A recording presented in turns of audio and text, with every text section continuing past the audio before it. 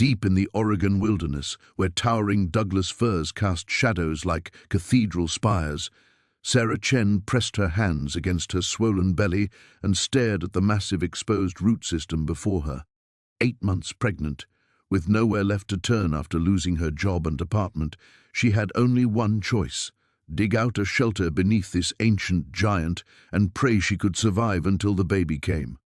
But Sarah wasn't just any homeless woman. She was a former archaeologist who had once uncovered artifacts that defied explanation. Artifacts that had cost her everything when she refused to bury her findings. Now, as her makeshift shovel struck something metallic 3 feet down, that familiar electric thrill shot through her veins. The object wasn't random debris. It was a perfectly preserved golden tablet covered in symbols that seemed to pulse with their own light. As Sarah's fingers traced the markings, the earth beneath her feet began to hum, and somewhere far below, ancient mechanisms clicked to life. Her child kicked violently, as if responding to the awakening force below. What had she stumbled upon, and why did it feel like coming home? Before we jump back in, tell us where you're tuning in from, and if this story touches you, make sure you're subscribed, because tomorrow I've saved something extra special for you. Sarah dropped the shovel, her hands trembling as she held the tablet closer.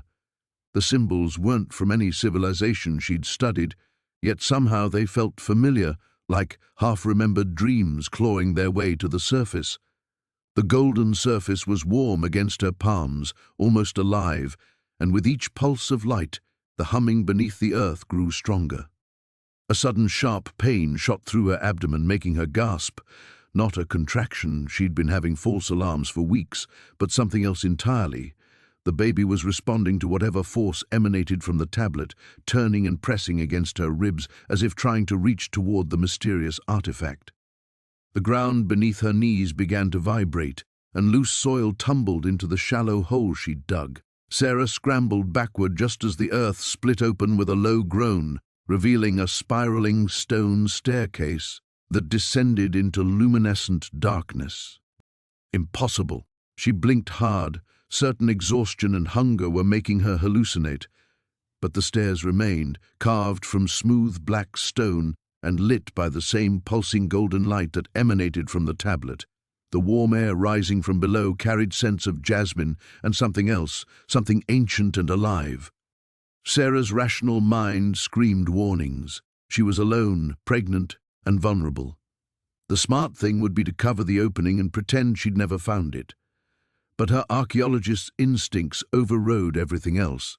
This was a discovery that could change everything, not just for her, but for the entire understanding of human history.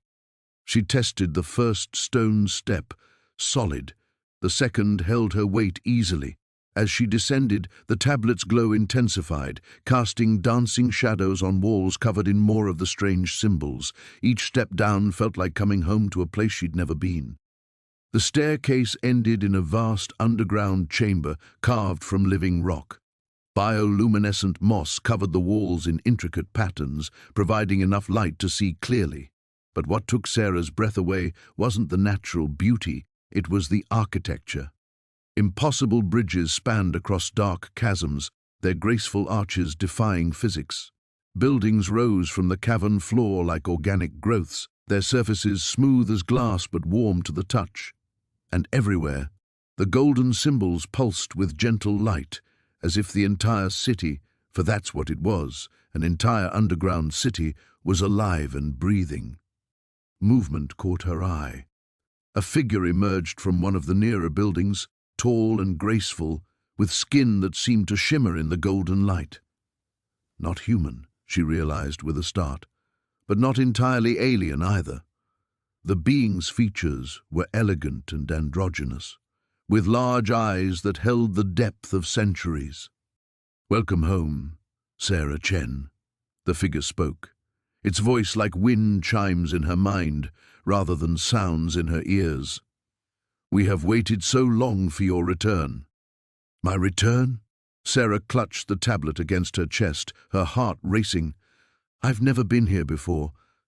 I don't even know what this place is." The being smiled, an expression both beautiful and heartbreaking.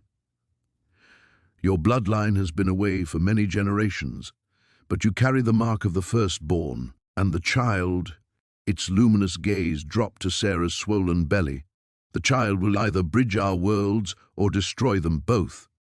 As if summoned by those words, other figures began emerging from the shadows and buildings around the vast chamber, dozens of them, all with that same ethereal beauty and ageless depth in their eyes, all watching her with expressions that mixed hope with deep, ancient fear.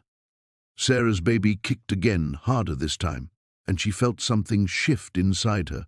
Not physical, something deeper, like a door opening in her mind, flooding her with memories that weren't quite her own.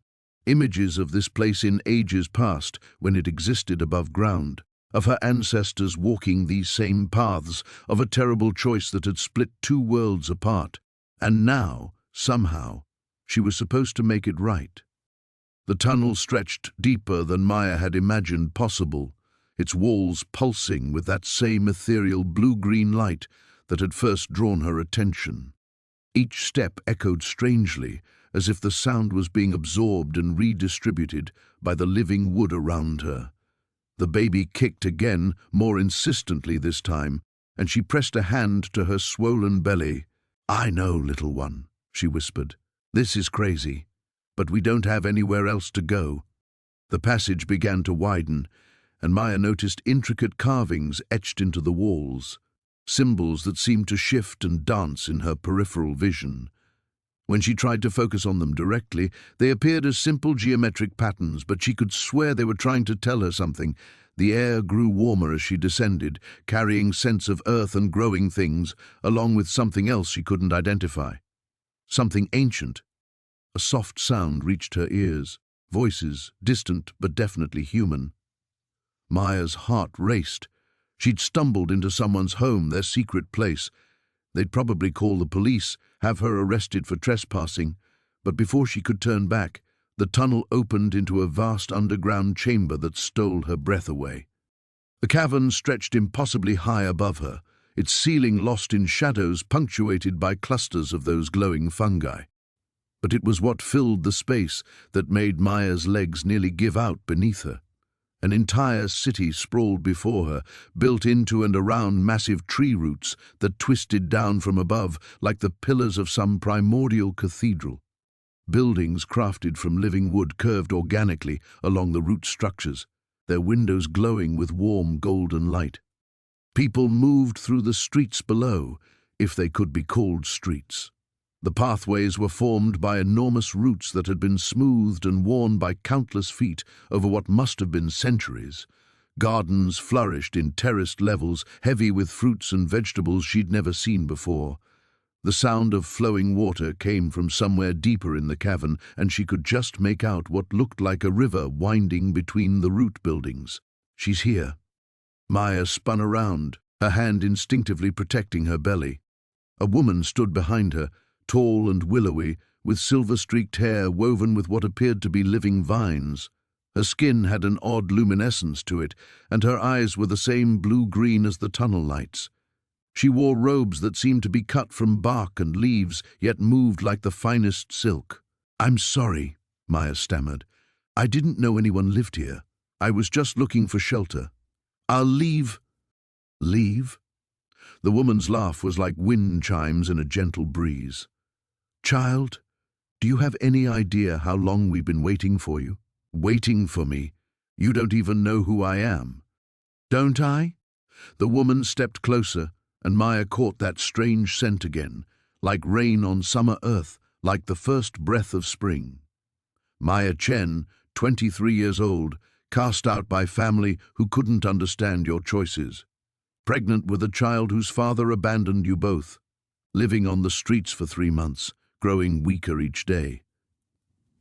The woman's expression softened, and carrying within you the future of two worlds, Maya's mouth went dry. "How do you know all that?" "The trees told us. They've been watching over you, guiding your steps. Did you think it was mere chance that led you to our threshold during the worst storm in decades?" Before Maya could respond, more figures emerged from the shadows of the tunnel entrance. Men and women of various ages, all with that same ethereal quality, luminous skin, eyes that reflected too much light, an ageless quality that made it impossible to determine their true years. They formed a loose circle around Maya, but she didn't feel threatened. Instead, there was something almost reverent in their gazes. "The seers were right," one of them murmured. "She bears the mark." "What mark?" Maya looked down at herself, seeing nothing unusual. The first woman gestured to Maya's belly. "Your child, dear one. We can sense its presence, the convergence of bloodlines that hasn't occurred for over 700 years. You carry within you the bridge between our world and yours." "I don't understand." Maya's voice cracked. "What bloodlines? I'm nobody special. Just a pregnant homeless girl with nowhere to go." "Oh, child." The woman's smile was both sad and hopeful. "You are so much more than that. Your grandmother's grandmother carried our blood. She was one of the few who ever successfully crossed between worlds. We thought that line had ended, but here you are, drawn back to us when we need you most." The baby kicked hard enough to make Maya gasp, and suddenly every person in the circle straightened as if they'd felt it too. "The child knows," someone whispered. "It recognizes its heritage." Maya's head spun with questions, with implications she couldn't begin to process. The warm, golden lights of the city below beckoned, promising answers she wasn't sure she was ready to hear. "Come," the woman said, extending her hand. "Let us welcome you home." The woman with silver hair moved with the fluid grace of water itself, her bare feet making no sound against the crystalline floor. Maya found herself following without question, drawn by an inexplicable sense of belonging that contradicted every rational thought screaming in her head. The tunnel stretched ahead, its walls pulsing with that same ethereal light that seemed to emanate from the very stones themselves. "Your journey above has been difficult," the woman said, her voice carrying easily in the space between them. It wasn't quite a question, more an acknowledgement of something already known. "The storms that drove you to our threshold were no accident." Maya's hand instinctively moved to her rounded belly, where the baby had grown unusually still. "What do you mean? And who are you people?" "I am Lirali, keeper of the first root," the woman replied, pausing to touch her fingertips to a particularly bright vein of light running through the wall. The illumination responded, flaring brighter for a moment before settling back to its steady glow. "As for who we are, that story begins long before your world above forgot we existed." They emerged into a vast cavern that defied every law of physics Maya thought she understood.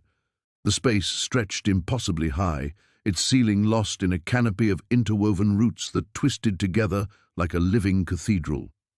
Homes carved from enormous tree trunks dotted the cavern floor, connected by bridges that spiraled around massive stone pillars. Water cascaded from unseen heights, creating a gentle symphony that seemed to harmonize with the very air itself. But it was the people that made Maya's breath catch in her throat. Dozens of them moved through the space with that same fluid grace as Lirali, their skin bearing faint patterns that reminded Maya of bark or leaf veins. Children played in pools of luminescent water, while their elders tended gardens of plants that glowed with internal fire. All of them, without exception, turned to watch as she passed. "The Nethisara," Lirali explained, noticing Maya's wide-eyed stare. "We are the children of the deep roots, guardians of the balance between what grows above and what flourishes below. For 7 centuries, we have maintained the barriers that keep both realms stable." Maya stumbled slightly, her legs suddenly unsteady. 7 centuries. The impossibility of it all crashed over her like a wave, and she might have fallen if not for Lirali's surprisingly strong grip on her elbow. "This is insane," Maya whispered. "People don't live for 7 centuries. Underground cities don't exist beneath suburban parks. And pregnant homeless women definitely don't get invited to impossible places by magical tree people." Lirali's expression softened, though something urgent remained in her luminous eyes. "Come, you need rest, and there are others who must see you before we can explain everything you need to know." They approached one of the largest tree homes, its entrance marked by symbols that seemed to shift and change when Maya looked directly at them. Inside, the space opened into a circular chamber lined with what could only be described as living furniture, chairs and tables that appeared to have grown directly from the floor, their surfaces smooth as polished wood but warm to the touch. An elderly man rose from one of these living chairs, his beard reaching nearly to his knees and his eyes holding depths that spoke of impossible age. Behind him stood two others, a woman whose hair moved like underwater seaweed despite the absence of any breeze, and a younger man whose skin bore intricate patterns that pulsed with soft blue light. "Thane Elder Oak," Lirale said formally, "I present the one we have waited for." The elderly man stepped forward, his gaze settling not on Maya's face but on her belly. When he spoke, his voice carried the weight of centuries. "The child stirs with the old power. I can feel it from here." Maya took an involuntary step backward. "What are you talking about? What old power?" The woman with seaweed hair moved closer, her expression a mixture of wonder and something that looked uncomfortably like fear. "Show her the convergence chamber, Thane. She needs to understand what her arrival means." "Wait," Maya said, raising her hands. "I don't understand any of this. I just wanted somewhere dry to sleep. I don't know anything about old powers or whatever you think my baby is supposed to do." Thane Elder Oak's eyes met hers for the first time, and in their depths she saw something that made her blood run cold, desperation barely held in check.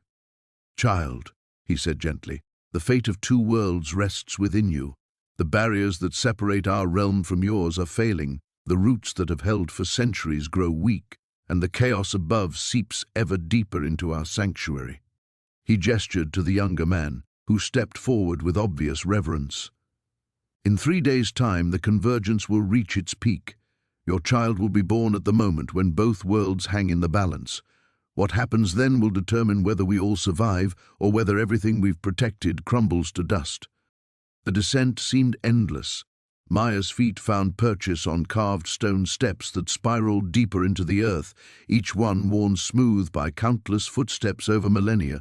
The soft luminescence that had first drawn her attention grew stronger as they moved downward, emanating from veins of crystal that threaded through the tunnel walls like captured starlight.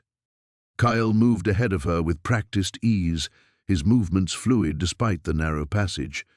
Behind them, she could hear the whispered conversations of the other figures who had emerged from the shadows. At least 6 voices, maybe more. Their words carried in a language that danced on the edge of her understanding, familiar yet foreign, like a half-remembered lullaby. "How deep does this go?" Maya asked, her voice echoing strangely in the confined space. "Deep enough to have protected us from the surface world's chaos for 800 years, Kyle replied without turning. "Deep enough that your kind forgot we ever existed." The air grew warmer as they descended, carrying scents that made Maya's empty stomach clench with hunger. Bread baking, herbs she couldn't identify, and something else, something green and alive that shouldn't exist this far underground. The baby stirred within her, a gentle flutter that had become more frequent since she'd touched the tree root above. "You keep saying we," Maya said, gripping the smooth stone wall as dizziness washed over her. "What are you exactly?" Kale paused, finally turning to look at her. In the crystal light, his features seemed even more otherworldly. The sharp angles of his face, the way his dark eyes held depths that spoke of years far beyond what his appearance suggested. "We are what remains of the Aethrin," he said, "the bridge builders, the boundary keepers. We once walked freely between the realm of earth and the realm of spirit, maintaining the balance that kept both worlds stable." "Once," Maya repeated. "What happened?" "Your ancestors feared what they couldn't understand. They drove us underground, severed the connections we had spent millennia nurturing. The barriers between worlds grew weak without proper tending. They reached a landing where the passage opened into a wider chamber." Maya gasped. The space stretched out before them like a vast cathedral carved from living rock, its ceiling supported by columns that seemed to grow rather than be built. Gardens terraced along the walls, impossible in their lushness, fed by streams that bubbled up from unknown sources. Buildings nestled between the growing things, not crude cave dwellings, but elegant structures that curved and flowed as if shaped by wind and water rather than tools. People emerged from doorways and garden paths, their faces turning toward Maya with expressions of wonder and something deeper, hope mixed with fear. Men and women of various ages, all bearing that same ethereal quality she'd noticed in Kyle. Children peered out from behind their parents, their eyes wide with curiosity. "Welcome to Aethraven," Kyle said, "the last sanctuary of our people." Maya took a step forward and immediately stumbled. The world tilted, black spots dancing across her vision. Strong arms caught her before she could fall. "When did you last eat?" Kyle's voice carried sharp concern. "Yesterday. Maybe the day before." The admission came out smaller than she'd intended. Without another word, he swept her up, carrying her despite her weak protests. The watching crowd parted as he moved through them, their whispered conversations following in their wake. Maya caught fragments, words that her mind somehow translated despite their foreign sound. "The bearer," she heard. "She's so young. The child. Can you sense it?" Kyle carried her to a building that spiraled upward like a shell, its walls lined with more of the glowing crystal veins.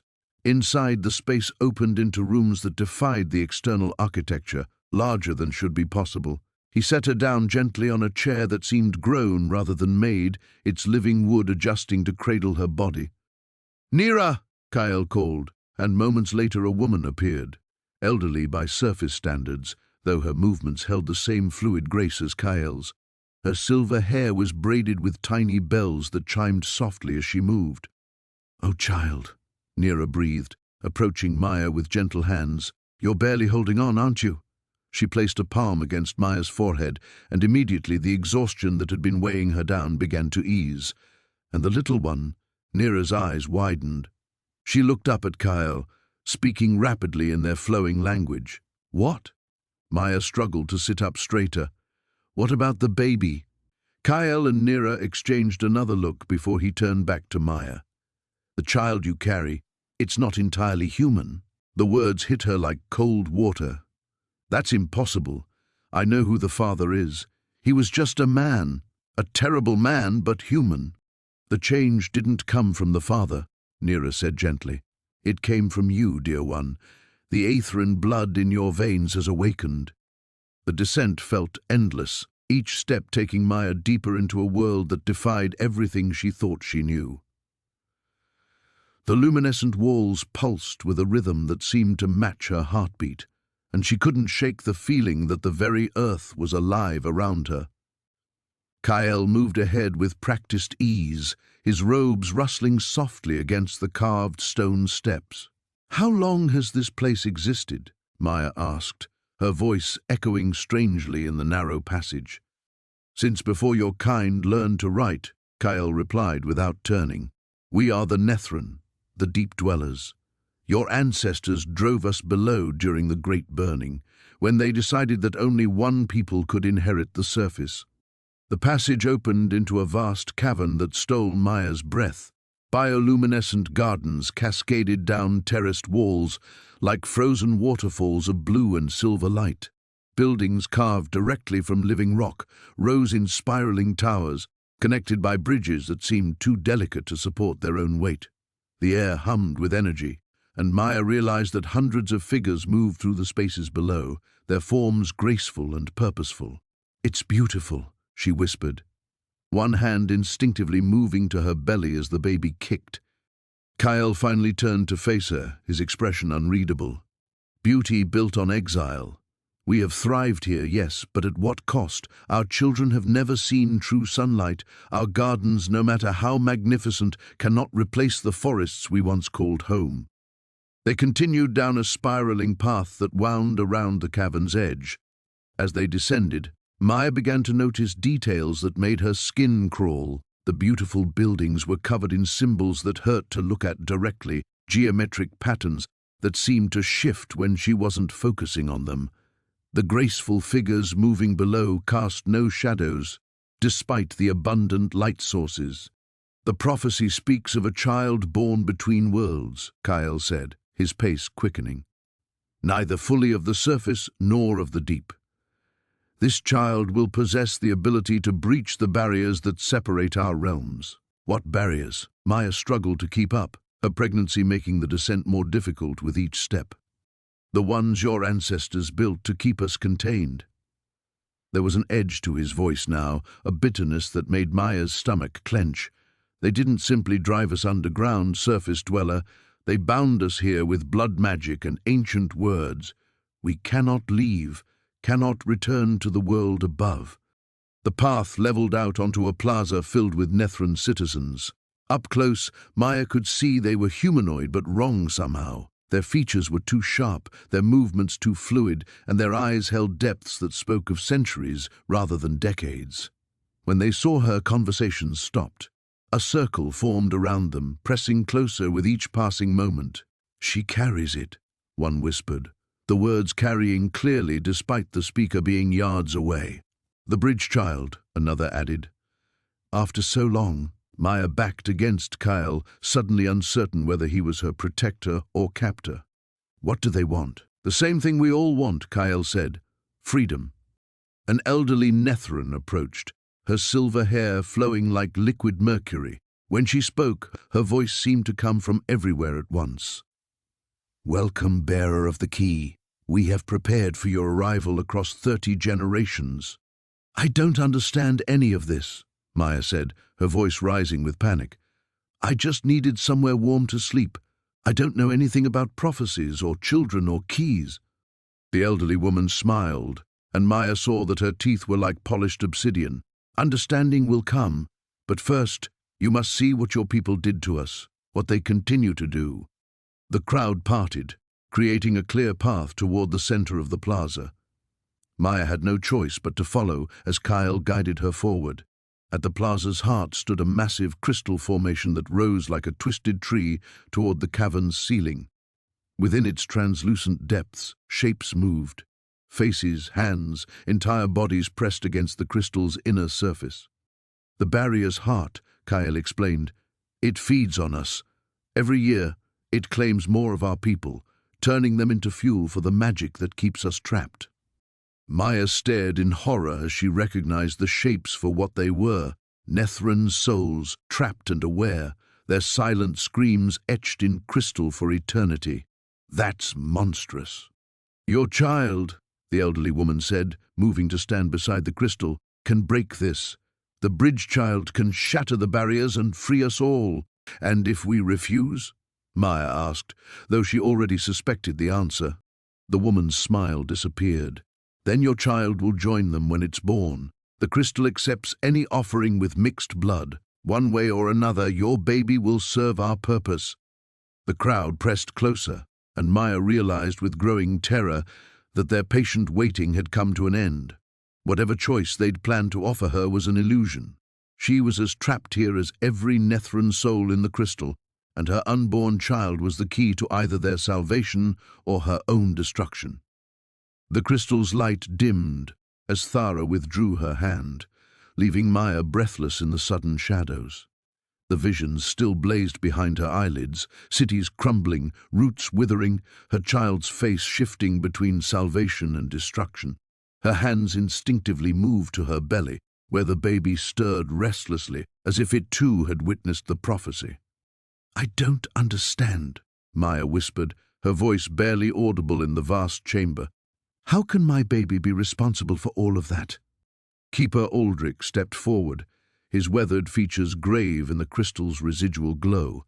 "The ancient texts speak of a child born between worlds, neither fully of the surface nor of the depths. Your presence here, at this precise moment in your pregnancy, fulfills conditions we've waited 700 years to see. But I came here by accident. I was just looking for shelter." "Was it accident?" Thara interrupted, her silver eyes gleaming. "Or were you drawn here by forces older than memory? The Great Root doesn't shelter just anyone, Maya. It chose you." Maya felt the walls of the chamber pressing closer, the weight of destiny crushing down on her shoulders. She thought of her life above, the cold nights, the empty stomach, the constant fear. At least that had been her choice, her struggle to bear alone. This felt like drowning in someone else's dreams. "Show me the texts," she said suddenly. "If I'm supposed to believe this, I need to see everything." Aldrich and Thara exchanged glances. "The archive is forbidden to surface dwellers," Aldrich began, but Thara raised a hand. "The prohibition no longer applies. She is the threshold bearer now, whether she accepts it or not." Thara's voice carried an authority that made the very air shimmer. "Come, the archive will show you truths we cannot speak." They led Maya through corridors that seemed to breathe with their own life, walls pulsing with bioluminescent veins that traced patterns too complex for her mind to follow. The baby kicked harder now, and Maya wondered if it could sense the power thrumming through these ancient passages. The archive revealed itself as a vast spherical chamber, its curved walls covered in living text that shifted and flowed like water. Words in languages Maya had never seen danced across the surfaces, occasionally resolving into images that moved and changed. At the center stood a pedestal supporting what looked like a seed the size of her fist, dark and scarred with age. "The heart seed," Thara explained, "the last remnant of the first tree from which all others grew. When the surface world began to poison the deep roots, our ancestors preserved this fragment, waiting for the one who could bridge both realms." Maya approached the pedestal, drawn by a pull she couldn't name. The words on the walls began to coalesce, forming images she could comprehend. She saw the world as it once was, vast forests connecting underground cities, surface dwellers and root keepers living in harmony. Then came the change, machines tearing up the earth, chemicals seeping into the groundwater, the great networks of roots slowly dying as the connection between worlds was severed. "The child you carry," Aldrich's voice seemed to come from far away, "will be born with the ability to restore that connection. But power without wisdom, healing without understanding, it could just as easily accelerate the destruction of both realms." The heart seed pulsed, and Maya felt an answering rhythm in her womb. The baby's movements synchronized with the ancient artifact's heartbeat, creating a harmony that made her skin tingle with electricity. She reached out without thinking, her fingers stopping just short of touching the scarred surface. "What happens if I refuse?" she asked, though part of her already knew the answer. "The choice may no longer be yours to make," Thara said softly. "Your child is already changing, adapting to the energies of this place. The longer you remain here, the stronger the connection becomes." Maya pulled her hand back, cradling her belly protectively. "And if I leave? Return to the surface?" "The bond is formed, but incomplete. Your child would live forever between worlds, never fully belonging to either, and both realms would continue their slow spiral toward destruction." The words on the walls shifted again, showing her possible futures. Her child as a bridge between dying worlds or as the final catalyst for mutual annihilation. In some visions, she saw herself standing beside a grown son or daughter as green returned to the world above, and light flowed through the deep places. In others, she watched helplessly as that same child's power consumed everything they tried to save. "How long do I have to decide?" Maya asked, though she suspected the answer would not comfort her. "The convergence begins with the winter solstice," Aldrich said. 3 months from now.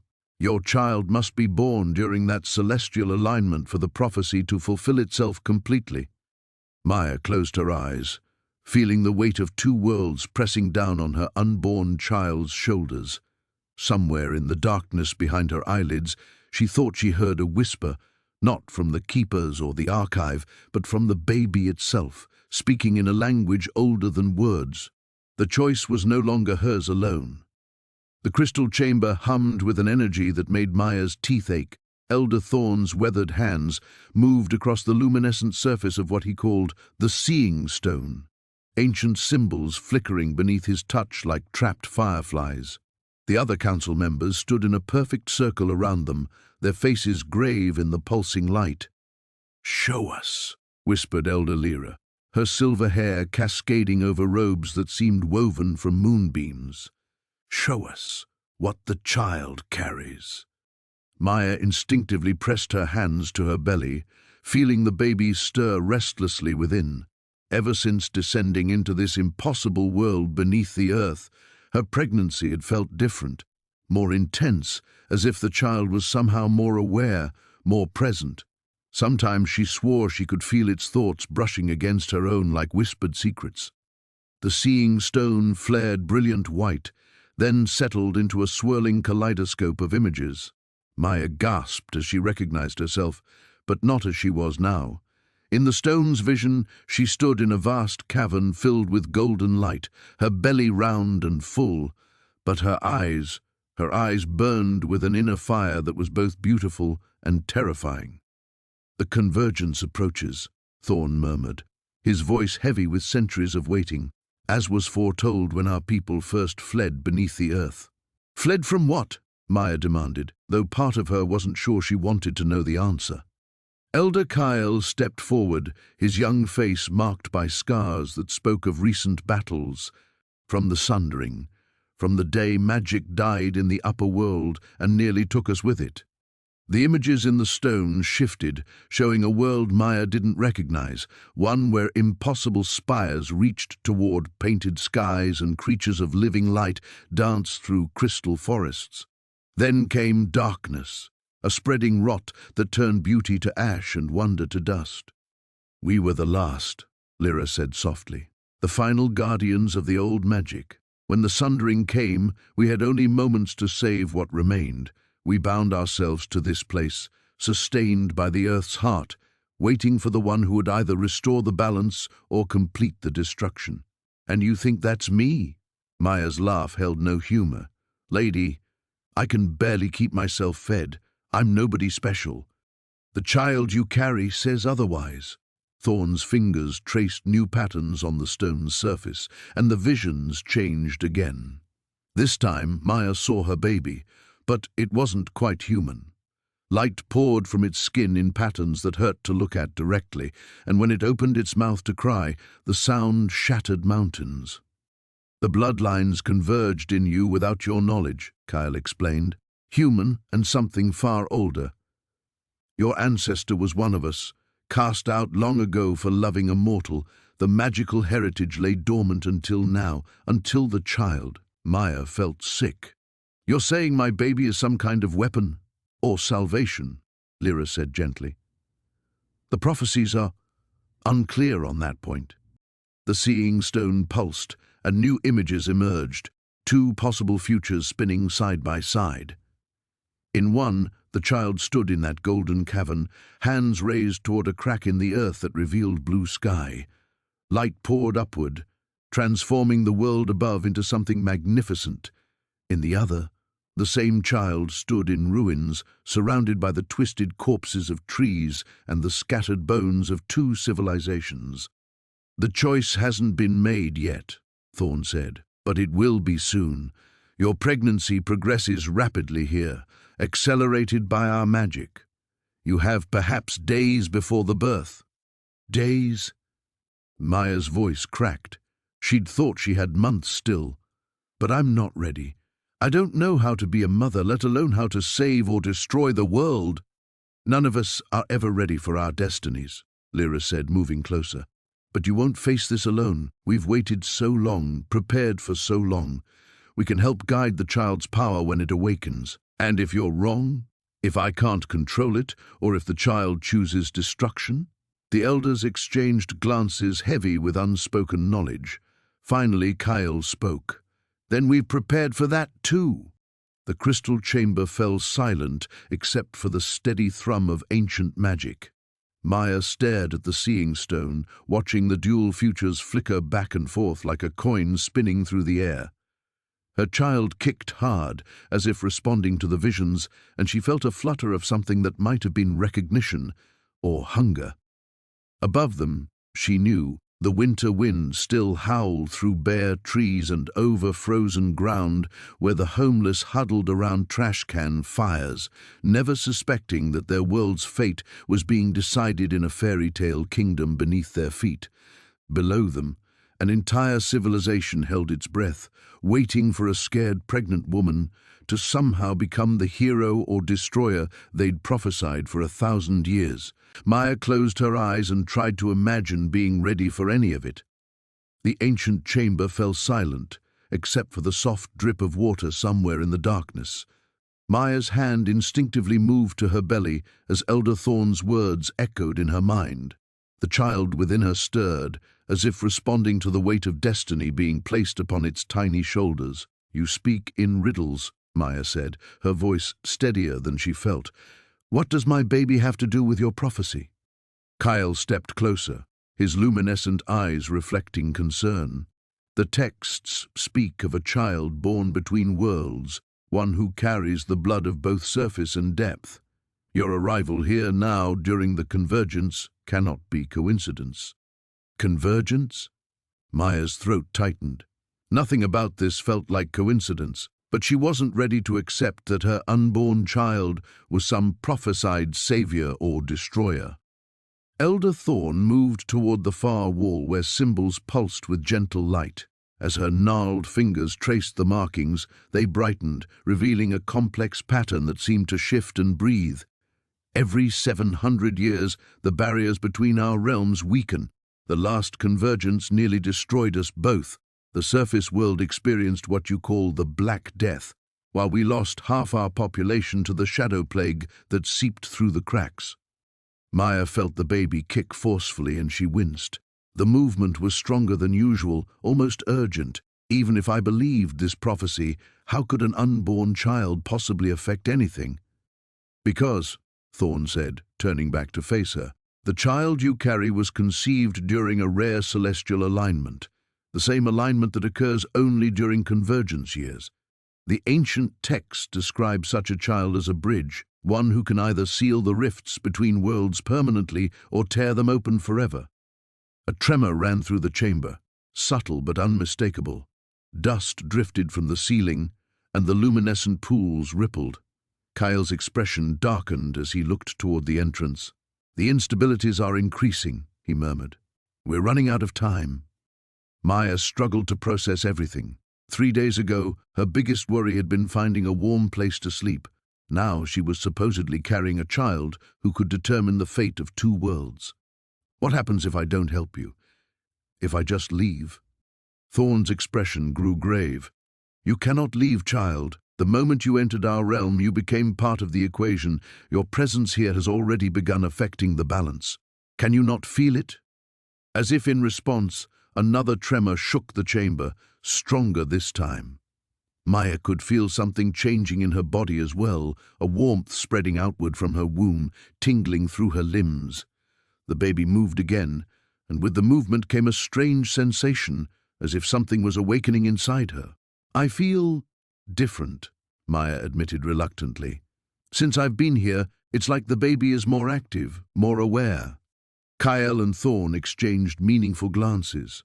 "The child recognizes its birthright," Thorne said. "It senses the convergence of energies.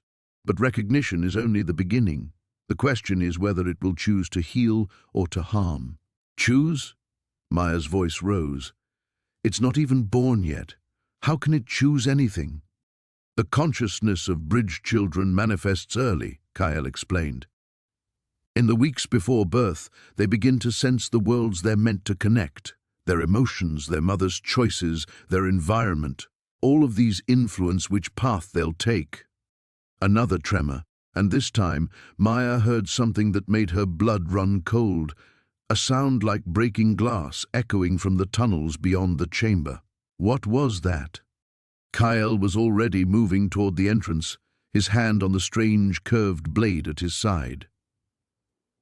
"The barriers are fracturing faster than we anticipated. We need to reach the nexus." "The what?" But even as Maya asked, she knew their conversation was over.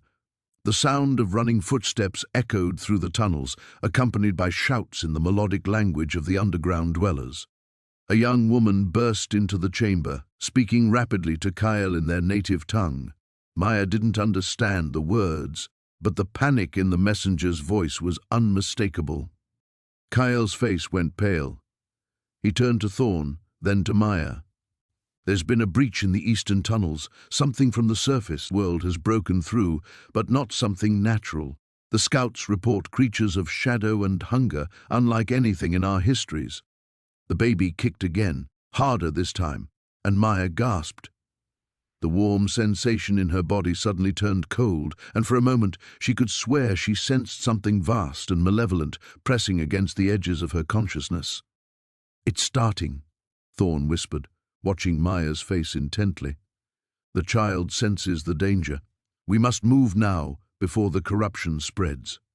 As if to emphasize her words, the chamber shuddered violently, and one of the luminescent pools suddenly went dark, its light extinguished like a snuffed candle. Maya realized that whether she understood it or not, whether she accepted it or not, she was already at the center of something far larger and more dangerous than she had ever imagined.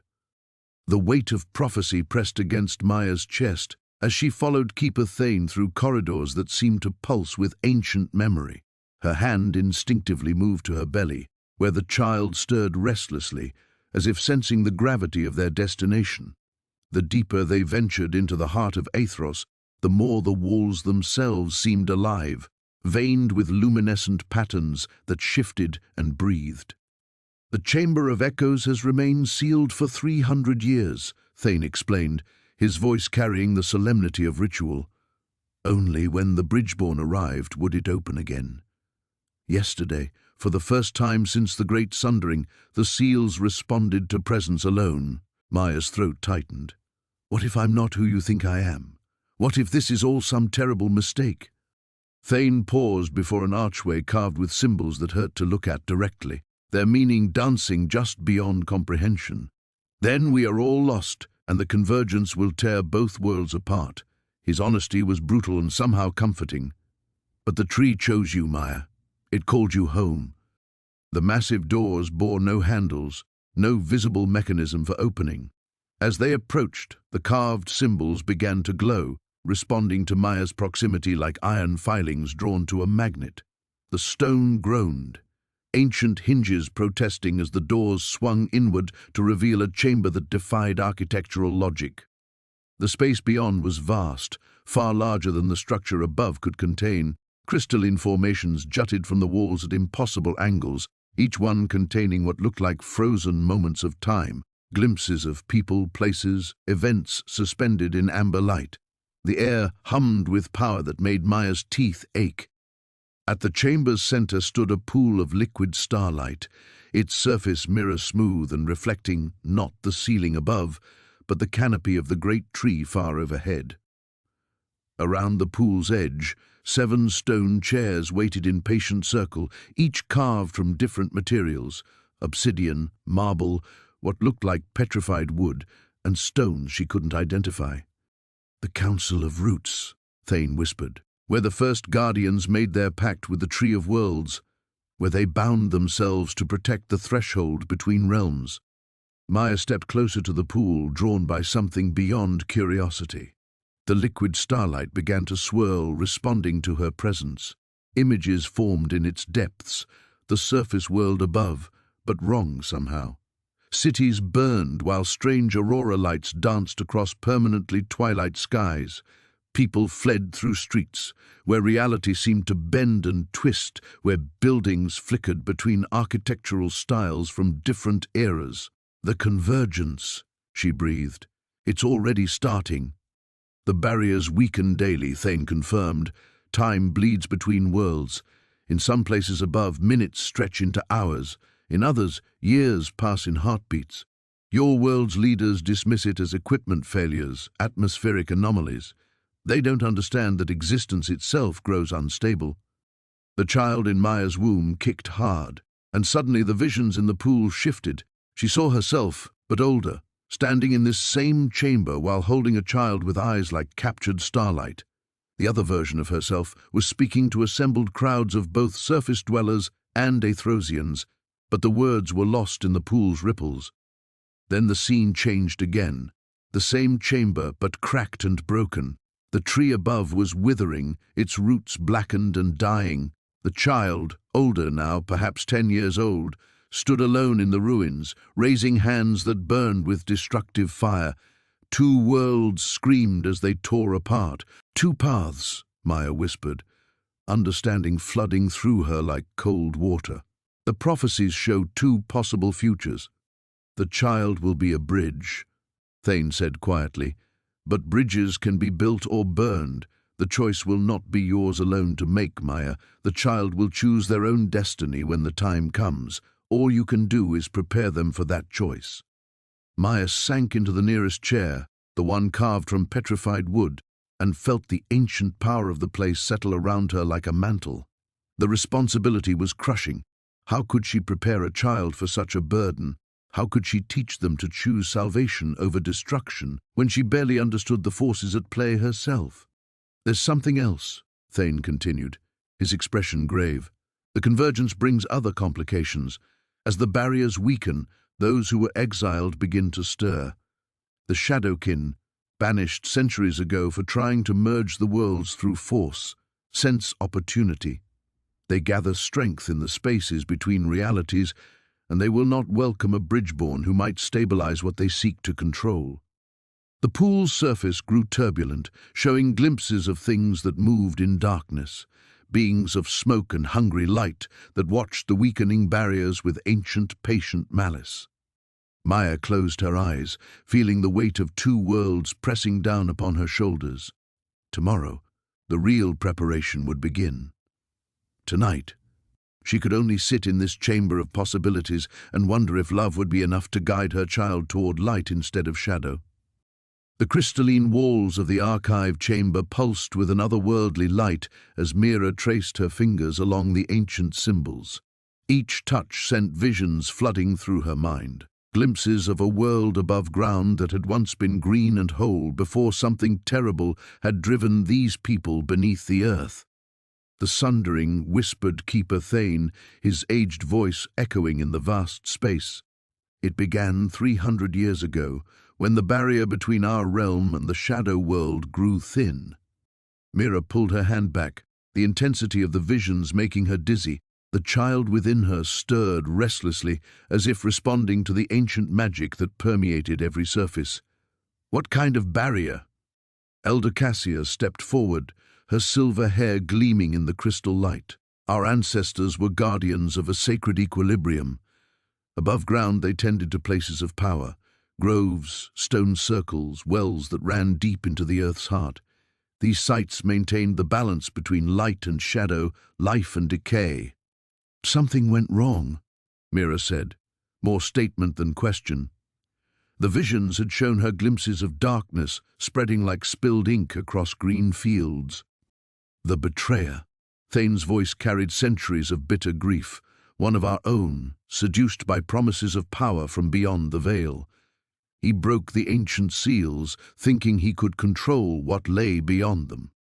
The chamber fell silent except for the soft humming of the crystals. Mira felt the weight of their expectation pressing down on her shoulders like a physical thing. "And you think my child can somehow fix this?"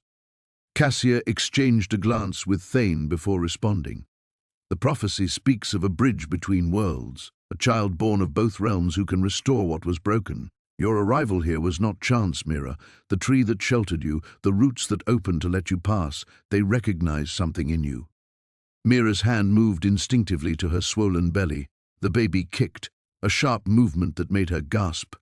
For a moment she could have sworn she felt something else, a presence, ancient and patient, stirring at the edge of her consciousness. "Show me," she said quietly.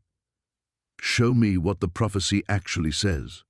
Thane nodded and led her deeper into the archive, past towering shelves of crystal tablets and scrolls that seemed to glow with their own inner light.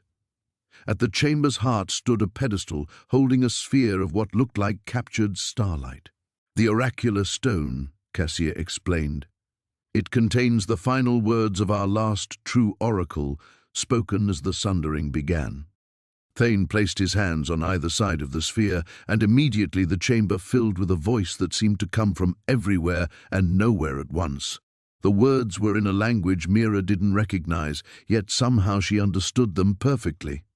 When shadow devours light and the earth bleeds darkness, when the children of the deep places dwindle like candles in the wind, then shall come the twice-born, neither wholly of above nor below, carrying within her womb the key to all locks, the answer to all questions. Through her child shall the sundered be made whole, the broken be mended, or all shall fall into endless night. The voice faded, leaving them in heavy silence. Mira felt cold despite the warmth of the chamber. "Twice born," she whispered. "You died," Thane said simply. "In the hospital, when complications arose during your pregnancy. We felt it, a disturbance in the barriers between life and death. But somehow you came back, carrying something from beyond with you." Memories crashed over Mira like a tide, the pain, the darkness, the sense of slipping away, and then that moment of choice when she'd felt herself standing at a threshold with a figure wreathed in shadows offering her a bargain, life for her child, but at a price she hadn't fully understood. "What did I bring back?" she asked, though part of her already knew the answer. "Power," Cassius said, "the same power that broke the barriers in the first place. Your child carries it now, the ability to open doors between worlds, to bridge what should remain separate." Mira sank onto a stone bench, overwhelmed. "So my baby could save everyone, or destroy everything." "The choice will not be yours alone," Thane said gently. "But the power must be guided, shaped, taught to serve light rather than shadow. Without proper training, without understanding of what lies beyond the veil." He didn't need to finish. Mira could feel the truth of it in her bones, in the restless energy that pulsed through her child's movements. Whatever had brought her back from death had invested her unborn baby with capabilities that could remake or unmake the world. "How long do we have?" she asked. Cassia's expression was grave. "The barriers weaken with each passing day. When your child is born, the convergence will be complete. We estimate perhaps a month, maybe less. A month to learn about powers beyond imagination, to prepare for a destiny she'd never asked for." Mira closed her eyes and felt the weight of two worlds pressing down on her shoulders, heavy as stone, fragile as glass. The crystal's glow had faded to a dim whisper by the time Maya opened her eyes. The chamber felt different now, heavier, as if the very air carried the weight of ancient secrets finally spoken aloud. Kyle sat beside her, his weathered face etched with concern, while Lyrian paced near the murals with barely contained agitation. "The binding ritual," Maya whispered, her hand instinctively moving to her belly where the child stirred restlessly. "Tell me everything." Lyrian's silver eyes met hers, and for the first time since their meeting, she saw genuine fear there. It was created during the last convergence, when both worlds nearly tore apart at the seams. The surface dwellers were dying from plagues, wars, famines, all symptoms of the deepening rift. Below, our magic was turning wild, consuming everything it touched. "So they created a tether," Kyle continued, his voice heavy with the weight of inherited knowledge. "A living bridge between the realms, powered by a bloodline that could channel both surface resilience and underground magic." Maya felt a chill that had nothing to do with the cool chamber air. "My bloodline?" "Yes, but the ritual requires perfect balance at the moment of birth.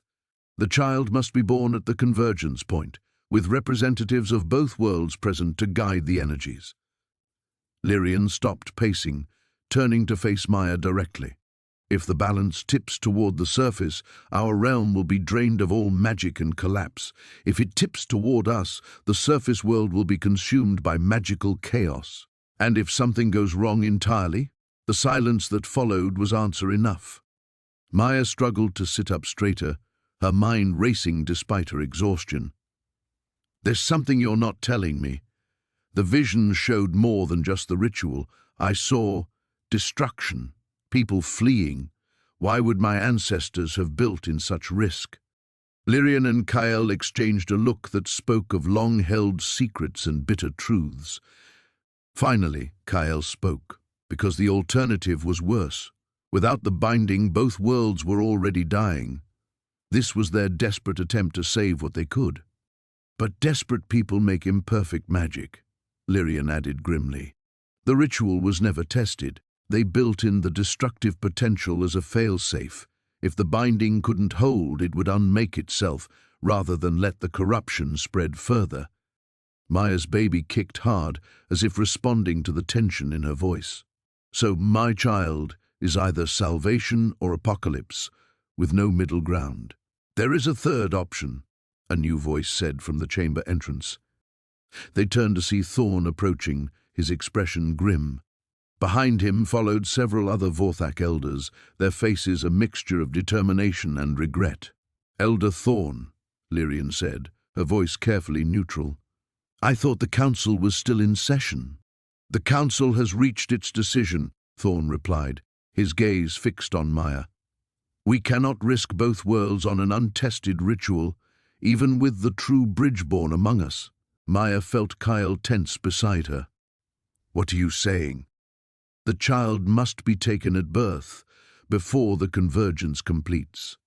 If we can separate mother and baby at the crucial moment, the magical potential will disperse harmlessly. Both worlds will continue as they are, separate but stable. And Maya? Kyle's voice was dangerously quiet.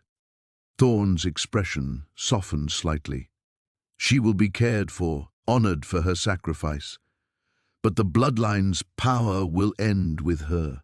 Maya pushed herself to her feet, ignoring the dizziness that threatened to overwhelm her. You want to steal my baby? We want to prevent catastrophe, one of the other elders interjected. The risks are too great. If the ritual fails, we're all doomed anyway.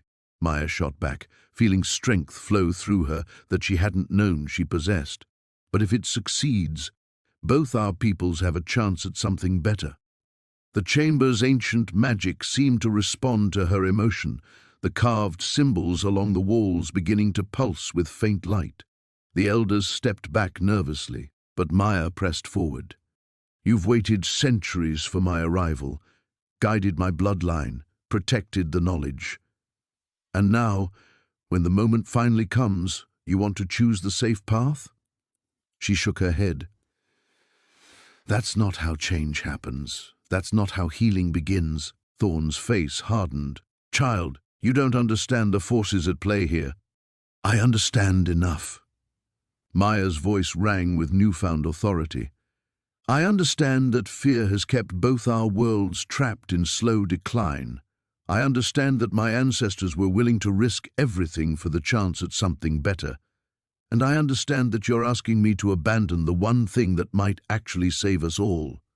The baby moved again, and this time Maya felt something else. A presence, ancient and patient, stirring within her child. The convergence was accelerating, and soon there would be no choice left for any of them. The decision isn't yours to make, she said firmly. It's mine. The elders' faces grew dark with resolve, and Maya realized with cold certainty that they had not come here to debate. They had come to take what they believed they needed, whether she agreed or not. The council chamber fell silent as Mira's words echoed off the crystalline walls. Elder Thane's weathered face had gone ashen, his grip tightening on his ceremonial staff until his knuckles showed white beneath his translucent skin. The child speaks to you? Kestra's voice was barely a whisper, her silver eyes wide with something between wonder and terror. That should be impossible. The Heartstone communion doesn't begin until birth, Elder Thane finished grimly, unless the prophecy is already manifesting. He turned to face the pulsing crystal at the chamber's heart, its light now flickering in rhythm with Mira's heartbeat. Tell us exactly what the child says, surface dweller. Mira placed both hands protectively over her swollen belly, feeling the familiar warmth that accompanied her daughter's presence in her mind. The sensation had grown stronger since entering the underground realm, as if proximity to the Heartstone amplified their connection.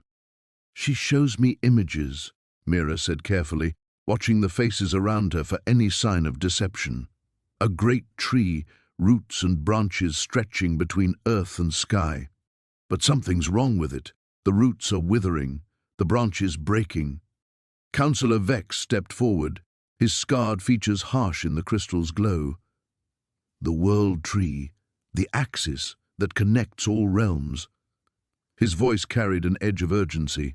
What else does she show you? Darkness rising from below, something that's been sleeping, waiting. Mira's voice trembled as the visions intensified. And two paths, one where the tree burns, everything dies, another where... She paused, struggling to interpret the abstract images flooding her mind, where she becomes something else entirely. Not human, not Viridian. Something new. The council members exchanged troubled glances. Elder Thane approached slowly, his ancient eyes studying Mira with newfound intensity. The convergence, he murmured. We always assumed it meant a choice between preservation and destruction, but perhaps we misunderstood. What convergence? Mira demanded, frustration building in her chest. You keep speaking in riddles while my daughter is telling me that both our worlds are in danger. What aren't you telling me? Kestra moved to stand beside the heartstone, her hand hovering just above its surface. Every 1,000 years, the barriers between realms weaken. The last convergence brought humans to your world's surface and drove my people underground. Before that, it was the age of dragons. Before that, the realm of shadows. Each time, a guardian is chosen, Elder Thane continued. Someone capable of either reinforcing the barriers or allowing them to collapse entirely. We believed your child would be human with Viridian gifts. But if she's already communing with the Heartstone, she's something unprecedented, Vex concluded. A bridge between realms, not bound by the limitations of either. Mira felt her daughter's consciousness stir again, more insistent this time. Images flooded her mind, the chamber they stood in but changed. Cracks spreading through the walls, the Heartstone's light dimming to nothing. Then another vision, the same chamber filled with brilliant golden light, new passages opening like flowers blooming in time-lapse. She's showing me this place, Mira said urgently. 2 versions, one where it dies, one where it transforms. And there's something else, someone else. The images sharpened, revealing a familiar figure. Marcus, my ex-boyfriend. He's connected to this somehow. The temperature in the chamber seemed to drop several degrees. Kestra's face went pale, her hand jerking back from the Heartstone, as if burned. Describe him. Tall, dark hair, green eyes. He has this tattoo on his wrist, 3 interlocking circles. Mira's stomach clenched as she remembered their last encounter, the strange intensity in his gaze when she'd told him about the pregnancy. The umbral seal, Elder Thane breathed. He's a shadow walker. A what? But even as Mira asked, her daughter provided the answer through a cascade of dark images, beings who moved between realms, servants of the spaces between worlds, entities that fed on chaos and transition, growing stronger during convergences. He's been watching you, hasn't he? Vex's scarred face was grim, probably since before the pregnancy. Shadow walkers can sense potential guardians generations in advance. Mira's legs felt weak as the implications hit her. He knew about the baby, about what she would be. That's why he came back into my life, why he was so interested when I told him. She couldn't finish the thought. The child chose to communicate with you now for a reason, Kestra said softly. The convergence is beginning, and the shadow walkers are moving. Your daughter is trying to warn us. As if summoned by their words, a new tremor shook the chamber. But this wasn't the gentle pulse of the Heartstone. It was something else entirely, coming from the deeper tunnels below. The crystal's light flickered ominously, and for a moment Mira could have sworn she heard something that chilled her blood. The sound of Marcus's laughter echoing up from the depths. The crystalline walls of the council chamber trembled as Maya's scream echoed through the caverns above. Elder Thorn's face had gone ashen, his ancient eyes reflecting a terror that spoke of prophecies half remembered and futures feared. It's beginning, he whispered, his voice barely audible over the distant sounds of chaos. The convergence. Kyle burst through the chamber doors, his usually composed demeanor shattered. The barriers between worlds are fracturing. The surface dwellers' machines, they've detected our presence. Military vehicles surround the forest above. Maya doubled over as another wave of pain coursed through her, but this agony was different from the labor she'd been expecting. It felt like lightning was coursing through her veins, and with each pulse, the air around her shimmered with an otherworldly energy. The child within her was responding to something far beyond her understanding. "The prophecy speaks of choice," Elder Thorne said, approaching Maya with careful steps, "but it never specified who would make it. We assumed it would be the mother. But what if it's the child?" Maya gasped, finishing his thought. Through the pain, a terrible clarity was emerging. "You've been wrong about everything, haven't you? This isn't about saving your people or destroying the surface world. This is about something else entirely." The elder's silence was confirmation enough. Around them, the other council members whispered urgently in their ancient tongue, their voices rising in panic as the tremors grew stronger. Somewhere in the distance, Maya could hear the sound of running water, but it was wrong, flowing upward instead of down. Sarah appeared at Maya's side, her face grave. "The underground rivers are reversing course. The trees' roots are pulling back from the earth. If this continues, both realms will collapse into the void between worlds." "Tell me the truth," Maya demanded, gripping Elder Thorne's robes despite another contraction. "What really happened to your people? Why have you been hiding down here for centuries?" The old man's resolve crumbled. "We weren't refugees, we were prisoners. My ancestors didn't flee to this realm, they were banished here for trying to merge the worlds before. The tree isn't our guardian, it's our warden. And now it's dying because the natural balance has been maintained too long. The child is both key and lock." The revelation hit Maya like a physical blow. Everything she'd been told, everything she'd begun to believe about her purpose and her child's destiny, it had all been carefully constructed lies. But why? "Because," Elder Thorne continued, somehow reading her thoughts, "we hoped that an innocent, someone from the surface world, might succeed where we failed. We thought if the mother chose willingly, the tree would accept the sacrifice and allow the merger. But the child has its own will, its own power. It's choosing something we never anticipated." Above them, the sound of grinding stone filled the air as sections of the cavern ceiling began to crack. Through the fissures, Maya could see fragments of the surface world, patches of sky, pieces of the forest floor, even glimpses of the military vehicles that Kyle had mentioned. The boundaries between realms were disintegrating rapidly. "What does the child want?" Sarah asked urgently. Maya closed her eyes, trying to reach out with senses she was only beginning to understand. The connection with her unborn child had grown stronger with each day in this underground realm, and now she could feel its consciousness more clearly than ever before. What she discovered there made her gasp. "Freedom," she whispered. "Not for your people, not for mine, for itself. It doesn't want to be bound by either world's expectations or prophecies. It wants to create something entirely new." The implications were staggering. If the child rejected both the surface world and the underground realm, if it chose to forge its own path, the magical forces involved could tear reality itself apart. But there might be another option. "The tree," Maya said suddenly, struggling to her feet as understanding flooded through her. "It's not dying, it's transforming. The child isn't trying to destroy it or save it.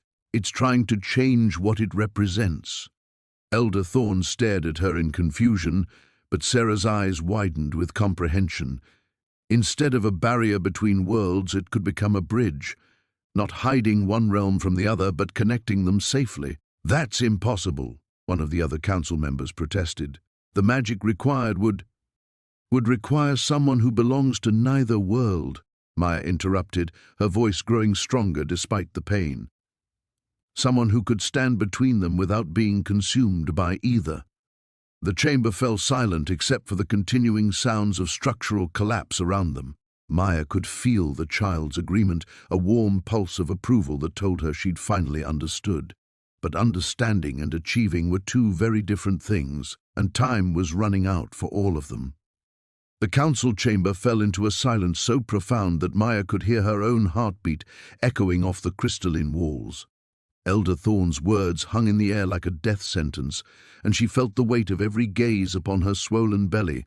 "The Sundering," whispered Keeper Aldara, her ancient voice trembling. "I had hoped we would never speak of it again." Maya's hand instinctively moved to her abdomen, where the child stirred restlessly. Since descending into this underground realm, the baby's movements had grown stronger, more purposeful, as if responding to some invisible force that permeated the very air. "Tell me," Maya said, her voice steadier than she felt. "Tell me what the prophecy really says." Elder Thorn exchanged glances with the other council members before speaking. "Long ago, our two worlds existed as one. The surface dwellers and our people lived in harmony, sharing knowledge, magic, and resources. But power corrupts, and fear divides." Zara stepped closer to Maya's side, her protective stance not going unnoticed by the assembled elders. "The surface dwellers grew jealous of our abilities," she continued the tale. "They began to hunt us, to cage us, to use our magic for their wars, so our ancestors made a choice. They split the worlds apart, creating the barrier that has protected us for 1,000 years. But the separation was never meant to be permanent," added Keeper Aldara. "The prophecy spoke of a time when a child would be born of both worlds, carrying the power to either heal the ancient wound or tear it open completely." Maya felt her legs grow weak, and Zara quickly guided her to a stone seat carved into the chamber wall. "Both worlds," she repeated. "But I'm just human. I don't understand." Elder Thorn approached slowly, his eyes fixed not on Maya, but on something beyond her, as if seeing into a distant past. "The tree, child, the ancient oak beneath which you sought shelter. Its roots run deeper than you know. They are the last living connection between our realms. For 9 months, you lived above it, your child growing within its influence." The implications crashed over Maya like a tide. Her nausea, the strange dreams, the way electronics failed around her in recent weeks. It hadn't been normal pregnancy symptoms at all. "The child has been changing," she said, understanding dawning with cold certainty, "taking in magic through the roots." More than that, Keeper Aldara stepped forward, her gnarled hands glowing with soft blue light. "May I?" Maya nodded, and the ancient keeper placed her palms gently on Maya's belly. The moment their skin made contact, the chamber erupted in brilliant light. The crystal formations along the walls pulsed in rhythm with Maya's heartbeat, and she felt the baby respond, its movements creating patterns that seemed almost like communication. Keeper Aldara gasped and pulled her hands away, her face pale. "The power within this child, it's beyond anything we imagined. I can feel both magics, ours and the old surface magic that was thought lost forever." "What does this mean for Maya?" Zara demanded, her warrior instincts clearly on edge. "What happens when the child is born?" The silence stretched until Elder Thorn finally spoke, his voice heavy with burden. "The prophecy speaks of 3 paths. The child could unite the worlds, bringing back the age of harmony. It could destroy the barrier entirely, exposing us to whatever horrors the surface world has become. Or, Maya prompted. Or the power could consume the child entirely, destroying both worlds in the process." Maya felt the blood drain from her face. Around the chamber, she could see the fear in every expression, the weight of centuries of hiding and protection now balanced on the life growing within her. "There's more," Elder Thorn continued reluctantly. "The barrier grows weaker each day. The signs are already showing. Surface technology failing near the crossing points. Our own magic becoming unpredictable. Whether we guide it or not, the worlds are moving toward convergence." "How long?" Maya asked. "Weeks, perhaps less. The child's birth will be the catalyst, but the process has already begun." Maya closed her eyes, feeling the overwhelming responsibility settle on her shoulders. Her entire life had led to this moment. Every hardship, every loss, every desperate choice that had brought her to seek shelter beneath that ancient tree. When she opened her eyes again, she found new resolve. Then we need to prepare. If my child is going to reshape the world, I want to make sure it's for the better. Zara squeezed her shoulder. You're not facing this alone. Elder Thorne nodded gravely. There are preparations to make, knowledge to share. You must understand both sides of your heritage if you hope to guide the child's power. As the council began to disperse, each member departing to make their own preparations for the uncertain times ahead, Maya remained seated, one hand on her belly and her gaze fixed on the pulsing crystal walls. The countdown to convergence had begun, and she was carrying the key to everything. The chamber fell silent, except for the distant rumble of earth shifting above. Maya pressed her hand against her belly, feeling the child's restless movements as the weight of Keeper Thorne's words settled over her like a shroud. The prophecy wasn't just about choice, it was about sacrifice. There has to be another way, she whispered. But even as she spoke, she could feel the truth in the ancient stone beneath her feet, in the way the luminescent moss seemed to pulse with her heartbeat. Elder Cassia stepped forward, her weathered face etched with centuries of sorrow. Child, we have searched for alternatives for generations. The barrier between worlds grows thinner each day. Your people above feel it too, the storms, the earthquakes, the way animals flee from places they've called home for millennia. Maya thought of the increasingly violent weather she'd witnessed during her months on the streets, the way even the rats had seemed agitated, abandoning their usual haunts. What happens if I choose to save the surface world? This realm collapses, Keeper Thorne replied, his voice hollow. Every soul here, thousands of them, returns to the earth from which they came. But the surface world stabilizes, and your child lives to walk under open skies. And if I choose to preserve this place? The surface world tears apart at its seams. The barrier fails completely, and both realms are consumed by chaos. Your child, he paused, unable to meet her eyes. Your child would need to anchor themselves here permanently, becoming the living seal between worlds. They would never age, never die, never leave this place. Maya's legs gave out, and she sank onto a moss-covered stone. The baby kicked hard against her ribs as if sensing her distress. How is that even possible? The child isn't even born yet. The ritual must be performed during the birth itself, Elder Cassia explained gently. As the child enters the world, their life force can be bound to either realm. It is an ancient magic, one that requires willing sacrifice. Willing? Maya's voice cracked. How can an unborn child consent to such a thing? They cannot, Keeper Thorne admitted. That burden falls to you. Maya stood abruptly, anger flashing through her. No, absolutely not. There has to be something else, some other interpretation of the prophecy, some option you haven't considered. Maya. The voice came from behind her, and she turned to see Finn approaching with Rowan at his side. The young man's face was pale but determined. There might be. Elder Cassia's eyes sharpened. What are you suggesting? Rowan stepped forward, his usually cheerful demeanor replaced by grim resolve. What if the prophecy doesn't require the child to choose between the worlds?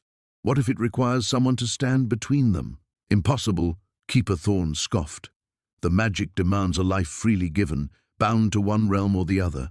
But Maya isn't from either realm. Not truly, Finn said, his voice growing stronger. She's lived between worlds her entire life, homeless, belonging nowhere, existing in the spaces others ignore. What if that's exactly what makes her the key? Maya felt something shift inside her, not the baby this time, but a deeper recognition. The tree, she breathed. When I first found the root system above, I felt connected to it somehow, like it was calling to me. Elder Cassia's eyes widened with sudden understanding. The World Tree's roots span both realms. If someone could bond with it directly, become part of its living bridge, they could maintain the balance without destroying either world, Rowan finished. But the cost would be enormous. You'd be tied to this place forever, Maya, You could never leave the root system, never venture far into either realm. Maya closed her eyes, feeling the pulse of life all around her. The ancient heartbeat of the world tree, the collective breath of the underground civilization, the steady rhythm of her unborn child's heart. When she opened them again, her decision was clear. "I need to see the tree itself," she said. "The actual trunk, not just the root chamber where I entered." Keeper Thorn shook his head. "The world tree's heart lies at the very center of our realm. The journey would be dangerous in your condition, and we're running out of time. The birth approaches. Then we need to hurry." Maya's voice carried a new authority, one that made even the keeper step back. "If I'm going to make this choice, if I'm going to bind my life to maintain the balance, I need to understand exactly what I'm agreeing to." As if in response to her words, the chamber shook again, more violently this time. Dust rained from the ceiling, and several of the younger inhabitants cried out in fear. Through the stone walls, Maya could hear the distant sound of cracking earth. "The barrier weakens," Elder Cassia said urgently. "We may not have time for the full journey." "Then we make time," Maya replied, already moving toward the chamber's exit. "Because I won't condemn my child to a half-life based on prophecies and assumptions. If there's a way to save everyone, we're going to find it." The council chamber trembled as Mira's scream echoed through the crystalline halls. The ancient tree's roots above groaned with an otherworldly resonance, sending cascades of luminescent dust spiraling down like dying stars. Elder Thane stepped back, his weathered face pale as moonlight, while the assembled council members pressed themselves against the chamber walls. "The child comes," whispered Elder Senna, her voice barely audible above the growing rumble that seemed to emanate from the earth itself. "The prophecy unfolds." Mira doubled over, one hand clutching her swollen belly while the other gripped the heartwood staff that had chosen her just hours before. The artifact pulsed with each contraction, its golden light growing brighter and more erratic. Through the pain, she could feel something else, a presence stirring in the depths below, something vast and ancient that had been sleeping for millennia. "We must get her to the sanctuary," Kyle said, moving toward her despite the council's protests. His exile meant nothing now. The underground realm's carefully maintained order was crumbling around them. The old texts speak of a sacred grove. "No."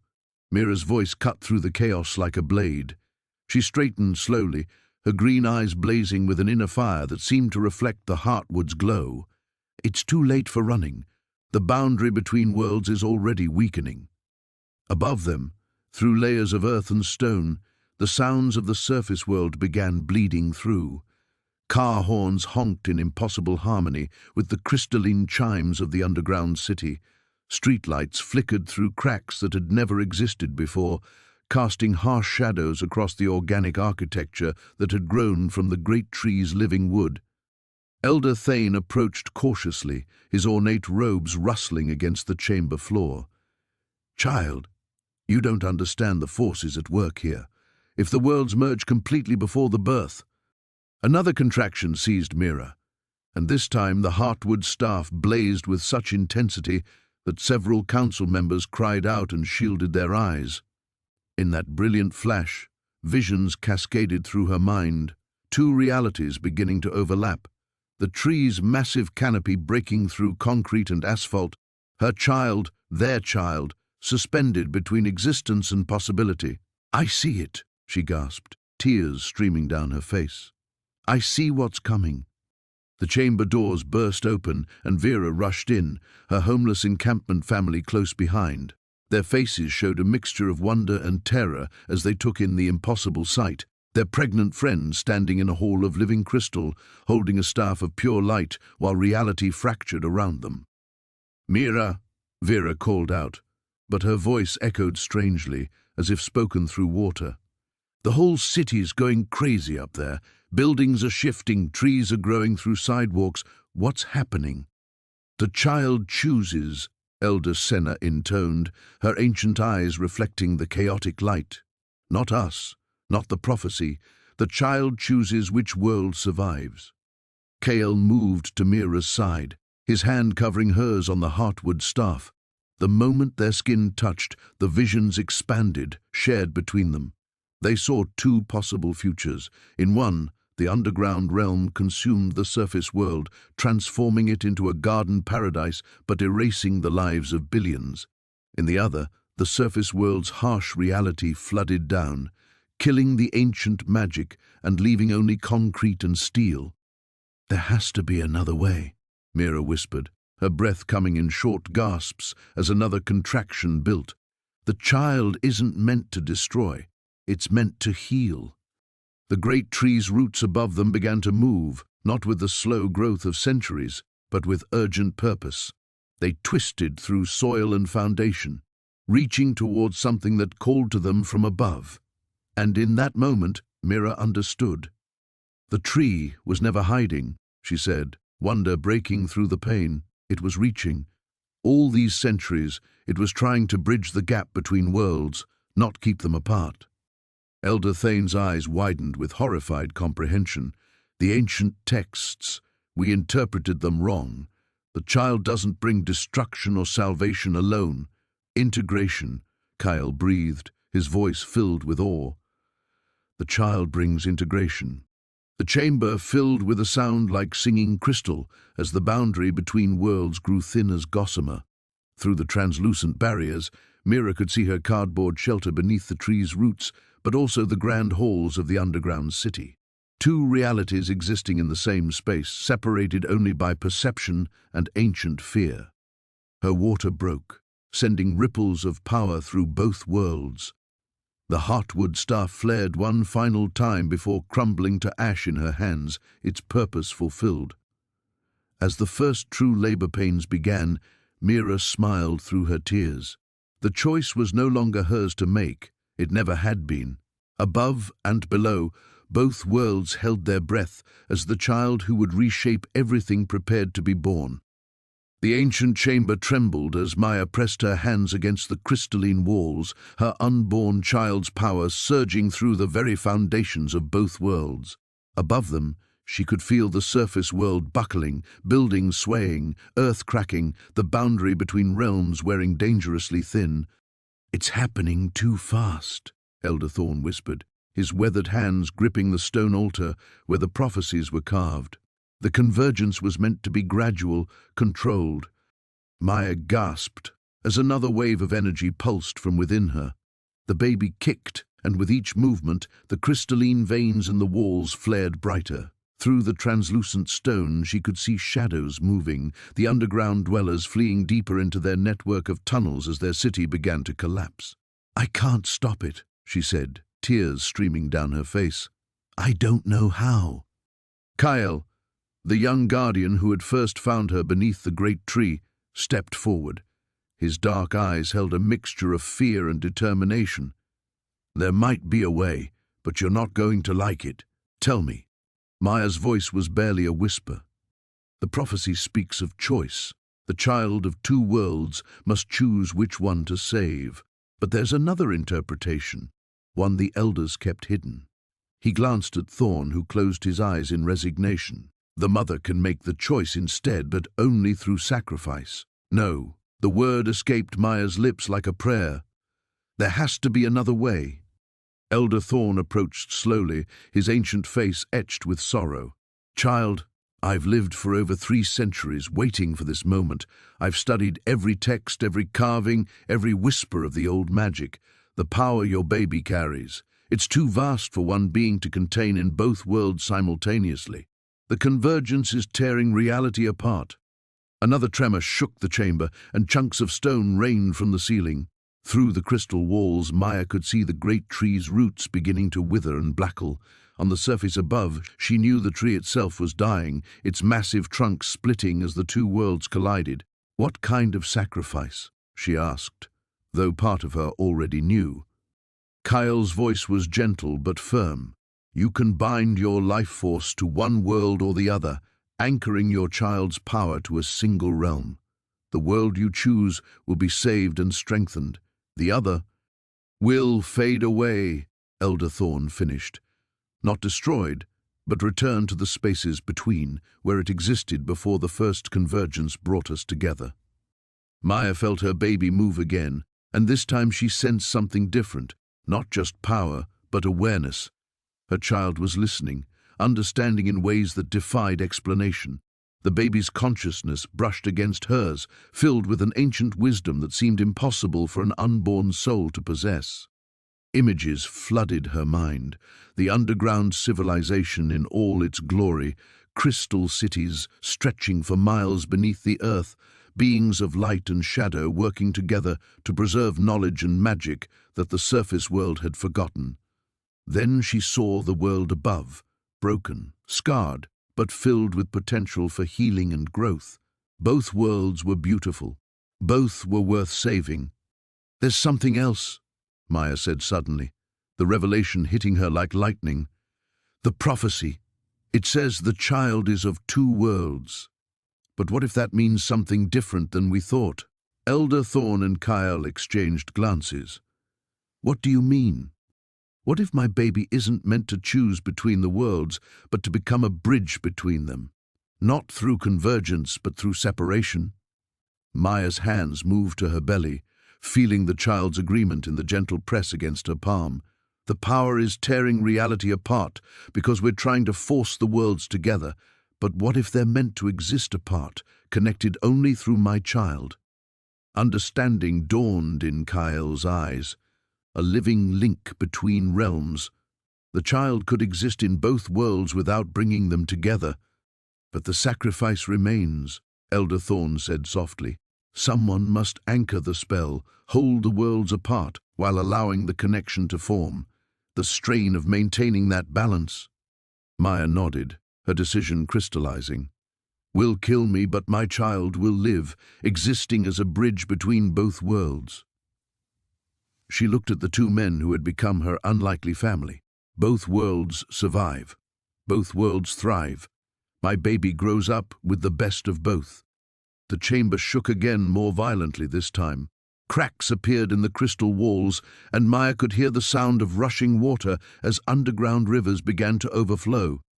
"We have to do it now," she said, moving toward the altar where the ancient symbols pulsed with otherworldly light. "Tell me what I need to do." As Elder Thorn began to speak the words of the ritual, Maya felt a deep peace settle over her. Her child would know both worlds, would grow up understanding magic and mundane alike. The homeless pregnant woman who had sought shelter beneath a tree would become the bridge that saved two civilizations.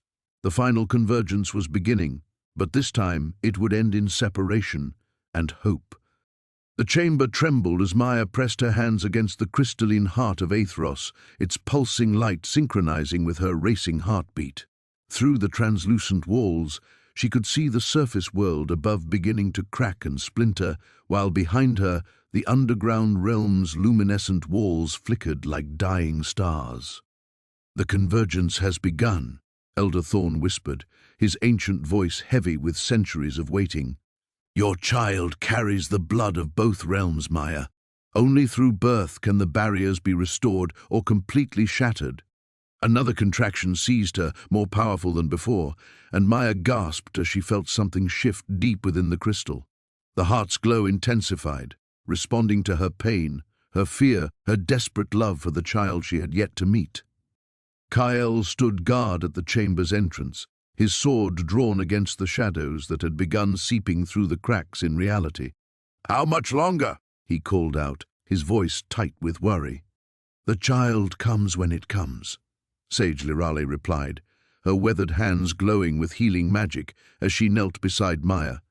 "But the worlds cannot wait much longer. The balance grows thinner with each moment." Above them, Maya could hear the distant rumble of earthquakes, the crash of buildings falling as the surface world began its collapse.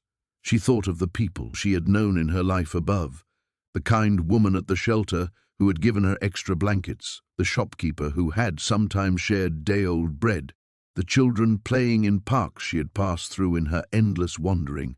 "I can't let them die," Maya whispered, tears streaming down her face. "But I can't sacrifice my baby either." Elder Thorn approached slowly, his expression grave but compassionate. There is a third path, child, but it requires a sacrifice greater than death itself. The prophecy speaks of choice, not between destruction and salvation, but between power and love. The crystal pulsed again, and Maya felt her child respond, a gentle flutter that seemed to say, "I am here, Mother. We are together." The sensation filled her with sudden clarity, cutting through her fear like sunlight through storm clouds. "Tell me," she demanded. "You can bind the realms permanently, but you must give up your right to either world. You and your child would become eternal guardians, living between worlds but belonging to neither. The surface would heal, our realm would endure, but you would forever walk in the spaces between, protecting the balance." Another contraction. Stronger still, and Maya felt the baby's head crowning. The heart of Athros blazed with impossible light, and she could see visions within its depths. Her child growing up in the twilight spaces between worlds, learning to speak with both sunlight and crystal song, becoming something new and wonderful and eternally alone. The alternative? She gasped. Choose one world to save. Become fully of that realm and watch the other crumble to dust. Kael's voice rang out from the entrance. "Maya, the shadows are breaking through." She could see them now. Tendrils of nothingness creeping across the floor, drawn by the chaos of the convergence. They whispered promises of oblivion, an end to difficult choices and painful sacrifices. But Maya thought of the underground children who had sung lullabies to her belly, of Lirale teaching her the names of crystals that had grown for 1,000 years, of Kael's steadfast protection. She thought of sunshine on her face during cold nights, of the resilience of surface dwellers who found kindness even in cruelty, of the vast sky that had been her only constant companion. Both worlds had shaped her, both deserved to exist.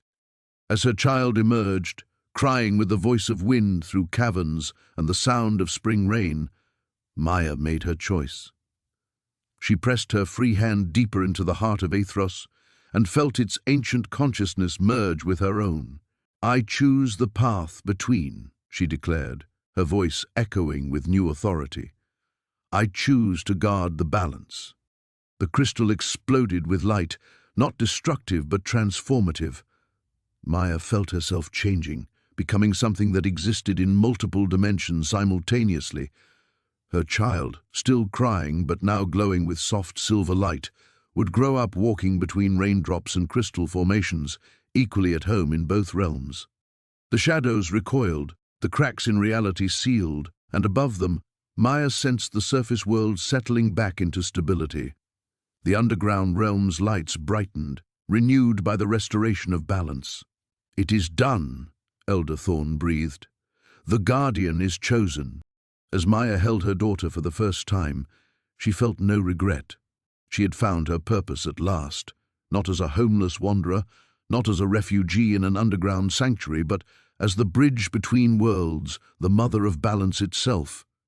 The baby's eyes opened, reflecting depths that held both starlight and crystal fire, and Maya smiled. They would never be alone again.